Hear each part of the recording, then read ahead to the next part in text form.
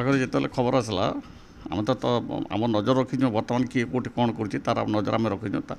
ତାପରେ ଆମର DFO ନୀତିଶ କୁମାର ଏ ତାର ଉପରେ ବହୁତ ପଦକ୍ଷେପ କଡ଼ା ପଦକ୍ଷେପ ନେବା ପାଇଁ ସମସ୍ତଙ୍କୁ ନିର୍ଦ୍ଦେଶ ଦେଇଛନ୍।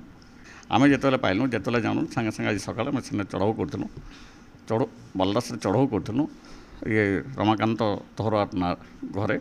କିନ୍ତୁ ସେ ଯେତେବେଳେ ଆମକୁ ଦେଖିଦେଲା ସାଙ୍ଗେ ଫେଲାର ମାରିଲା। ତା ପାଖରେ କିଛି ପଟା ଏବଂ ଗଲା ଯେ ଘର ତିଆରି କବାଟ ଗୁଡ଼ାକ ଆମେ ଇଏ ଝରକା ଗୁଡ଼ାକ ସିଜ୍ କରିଛୁ। ଆନୁମାନିକ ମୂଲ୍ୟ 2 ଲକ୍ଷ ପାଖାପାଖି ହେବ। ପଟା ଏବଂ ଆମର ଇଏ ଚୌଖୁଟ ଏବଂ ଝରକା କବାଟ ଅର୍ଦ୍ଧ ନିର୍ମିତ ଏବଂ ବଢ଼େଇ ସାମାନ ଗୁଡ଼ାକ ସବୁ ସିଜ୍ କରାଯାଇଛି। ଆସନ୍ତା ଆଗାମୀ ଦିନରେ ତାମାନେ ନିଶ୍ଚିତ ଭାବରେ ଆମେ ମଧ୍ୟ ତୀକ୍ଷ୍ଣ ନଜର ରଖିଛୁ ଏବଂ କିଛି ଯେଉଁ ପ୍ରଚାର ହେଇଛି ଯେ କିଛି ଗୋପନୀୟ ତଥ୍ୟ ଯେଉଁମାନେ ଦେବେ ତାଙ୍କ ନାମ ଗୋପନ ରଖାଯିବ ଏବଂ କିଛି ତାଙ୍କୁ ରାଶି ମଧ୍ୟ ବି ସେଥିପାଇଁ ଦିଆଯିବ।